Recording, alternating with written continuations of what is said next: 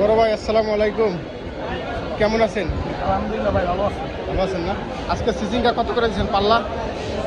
ভালোটা বিক্রি করছি 300, একটু নর্মাল যেটা এটা বিক্রি করছি 250, আর একটু নর্মাল যেটা সেটা বিক্রি করছি 200। এই সিজিংটা অনেক সুন্দর। এটা 300 টাকা পাল্লা বিক্রি করছে। এটা 300 টাকা পাল্লা আজকের বাজারে। আজকে সোমবার 29/9/2025 সোমবার। আর এই একটা আছে 200 টাকা পাল্লা। এটা একটু মোটা, একটু লম্বা, এটাও ভালো। 200 টাকা পাল্লা। ভাই হঠাৎ দাম বাড়ার কারণটা কি? দাম বাড়ার কারণ বৃষ্টিতে মালচার কিছু নষ্ট হয়েছে, এমনকি বিভিন্ন মোকামেও দাম বেশি।